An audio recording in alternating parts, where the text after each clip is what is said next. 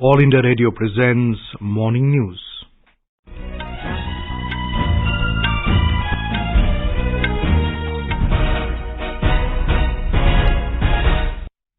Good morning. I'm Abhishek Mukhopadhyay. The headlines. Counting of votes for assembly elections in Tripura, Meghalaya and Nagaland begins. Prime Minister Narendra Modi to inaugurate Raisina Dialogue, India's flagship conference on geopolitics and geo-strategy this morning in New Delhi. Formal meeting of G20 foreign ministers to be held in the national capital today. Philanthropist Bill Gates calls for scientific innovation to address climate change, calls on India to take the lead. And in cricket, Australia to resume the first innings from 156 for 4 with a lead of 47 runs against India on day 2 of Indore test.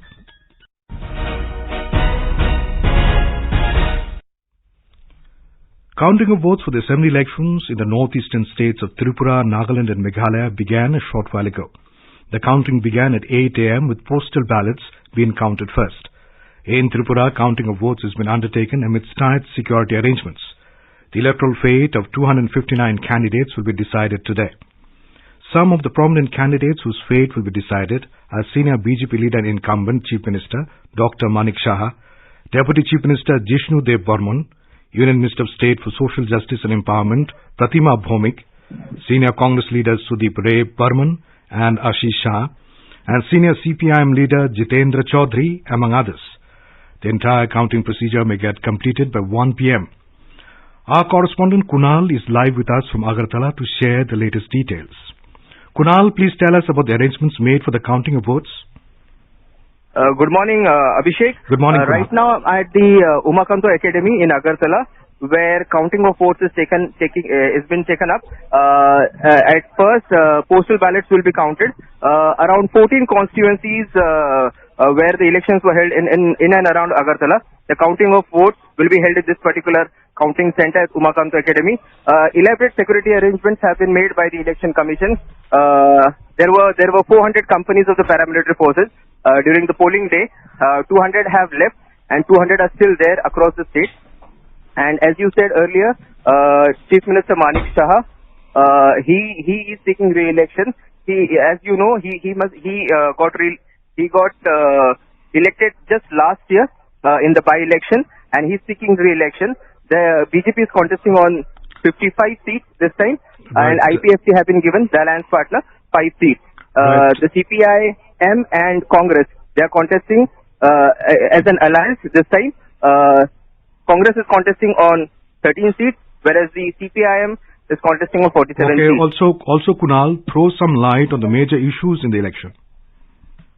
There were major issues like, as you know, that the Prime Minister, he addressed more than 3 rallies over here, and the issues which he highlighted were basically all related to social welfare schemes. The Ayushman Bharat, the Ujjwala scheme, then the Kisan Samman Yojana and all this. Basically, all the social welfare schemes were highlighted in this by the BJP, the Prime Minister in particular.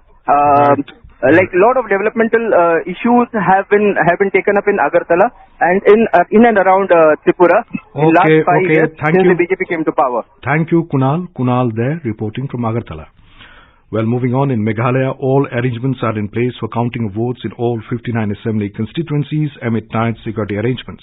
There will be a total of 383 rounds of counting, while a maximum of 9 rounds will be held for the biggest constituency, Maulai, in East Khasi Hills district, whereas 4 rounds will be held for smaller constituencies like Dalu in West Garo Hills district. The district election officers and returning officers have been directed to strictly follow ECI protocols. Following, there were reports of non-deletion of mock poll data in 7 polling stations. Let's speak now to our correspondent in Shillong, Lakshmi, for the latest updates. Lakshmi, can you please elaborate on the security arrangements in place for the counting of votes in Shillong? Yes, Abhishek. The process of counting of postal ballots has just begun at some of the counting halls. I'm right now at the Polo Grounds counting center in Shillong.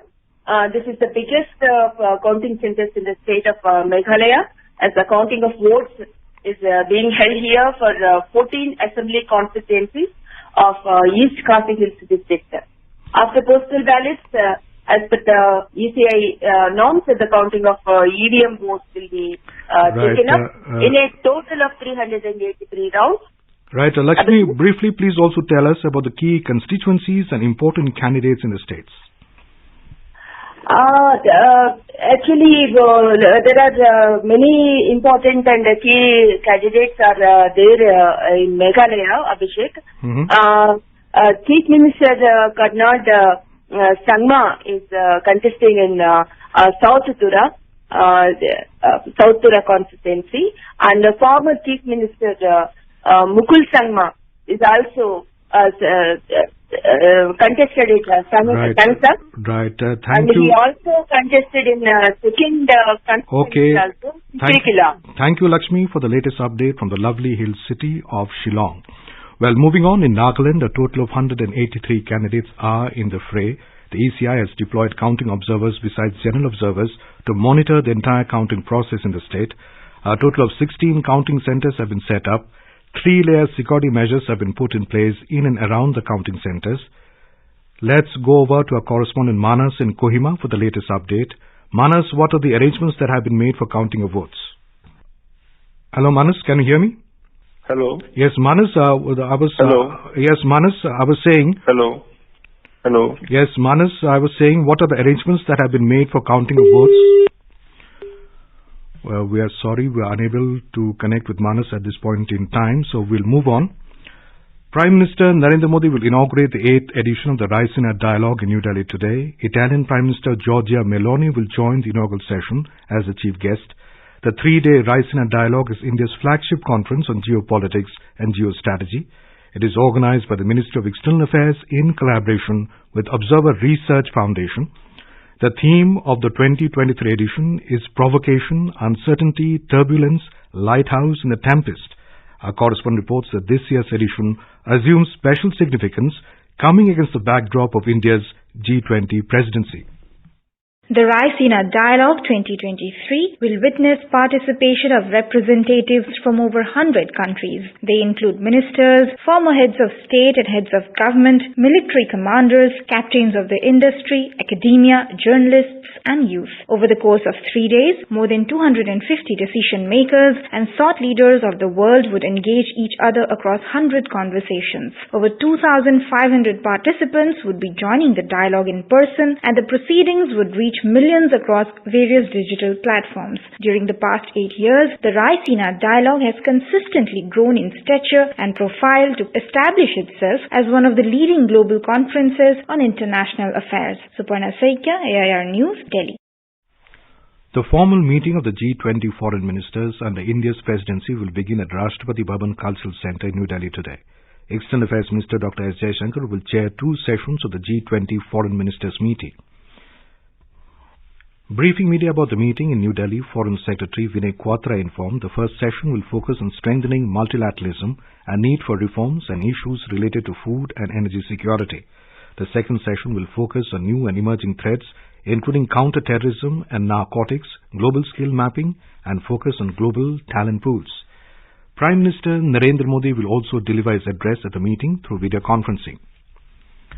Foreign Minister of China, Qin Gang, Foreign Minister of Indonesia, Retno Marsudi, Foreign Minister of Saudi Arabia, Prince Faisal bin Farhan, and Director General of the World Trade Organization, Ngozi Okonjo-Iweala, have arrived in New Delhi to participate in the G20 Foreign Ministers meeting. Foreign Ministers of Indonesia and Saudi Arabia will also participate in Raisina Dialogue 2023 beginning today. This is All India Radio giving you the news. For quick news updates around the clock, follow us on our Twitter handle at AIR News Alerts.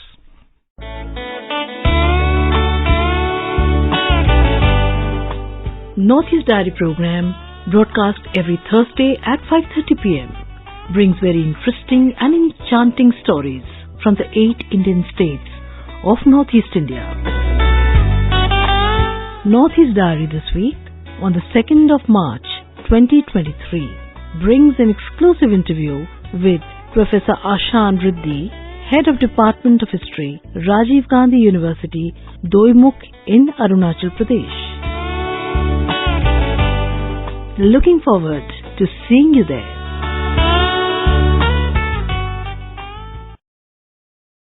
Philanthropist Bill Gates has called for scientific innovations to address the problem of climate change and asked India to take the lead. Addressing an event in New Delhi today, Bill Gates said modern economies throughout the globe are based on energy intensity, and over 80% of this energy comes from burning hydrocarbons. He added there is a need to create solutions that are not just cheap but also reliable. He said while the global innovation boom is taking on the tough problems of climate change, the world is counting on India to play a central role. Gates said innovation is needed from the whole world, but a lot specifically from India. He said most of the emission contributing to heating comes from the rich countries, and yet most of the damage will be the middle income and lower income countries that are near the equator. In Greece, Prime Minister Kyriakos Mitsotakis has said that the rail disaster, which claimed at least 43 lives, was due to a human error.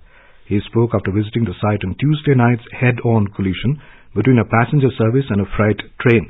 The local station master has been charged with manslaughter. The Greek Transport Minister has resigned. Rescue teams are continuing to search for survivors. The passenger train carrying some 350 people collided with a freight train as it emerged from a tunnel after leaving the town of Larissa. It is still unclear why the two services were running on the same track. The station master, who is in charge of signalling, denies wrongdoing and has blamed the accident on a possible technical failure. Ruling party candidate Bola Tinubu has been declared the winner of Nigeria's disputed presidential election. Official results show the 70-year-old veteran politician got 37% of the vote. His main rival, Atiku Abubakar, polled 29% and Labour's Peter Obi 25%. The opposition parties had earlier dismissed the poll as a sham and demanded a rerun. Tinubu urged them to accept the result, but the Labour said it was taking legal action to annul his victory. The U.S. House of Foreign Affairs Committee has voted along party lines to give President Joe Biden the power to ban Chinese-owned social media app TikTok and other apps. Lawmakers on Wednesday voted 24-16 to approve the measure to grant the administration powers to ban the app used by more than 100 million Americans, as well as other apps believed to pose security risks. Democrats on the committee opposed the bill, which was sponsored by Republican Committee Chair Michael McCall. In cricket, Australia will resume the first innings from the overnight score of 156 for 4 with a lead of 47 runs against India on day 2 of the third test of the Border Gavaskar Trophy at Indore. And now for a look at the press, it's over to Navneet. Thank you, Abhishek. The two-day G20 foreign ministers meet that got underway in New Delhi yesterday is noticed by most of the papers. Focus on all global priorities, not just Ukraine conflict, says India as foreign ministers arrive, leads the Tribune. India asked G20 to extradite economic offenders fast, writes The Hindu. Financial Express, quoting Bill Gates, says India can be innovation hub to address global challenges. GST collections jumped 12%, cess at record high, notes the Times of India. Domestic LPG price hiked after 8 months, reports Hindustan Times. The Asian Age quotes Prime Minister Modi as saying planned futuristic cities will be key to India's growth. And finally, daily 11-minute walk can cut risk of early death. The Indian Express reports that just 11 minutes a day or 75 minutes a week of moderate activity can lower the risk of diseases, finds a new Cambridge study. And with that, it's back to you, Abhishek. Thank you, Navneet. And now, before we end the bulletin, the headlines once again. Counting of votes for assembly elections in Tripura, Meghalaya and Nagaland underway. Prime Minister Narendra Modi to inaugurate Raisina Dialogue, India's flagship conference on geopolitics and geo-strategy this morning in New Delhi. Formal meeting of G20 foreign ministers to be held in the national capital today. Philanthropist Bill Gates calls for scientific innovation to address climate change, calls on India to take the lead. And in cricket, Australia to resume the first innings from 156 for 4 with lead of 47 runs against India on day 2 of the Indore test. And with that, we end the morning news. Have a nice day.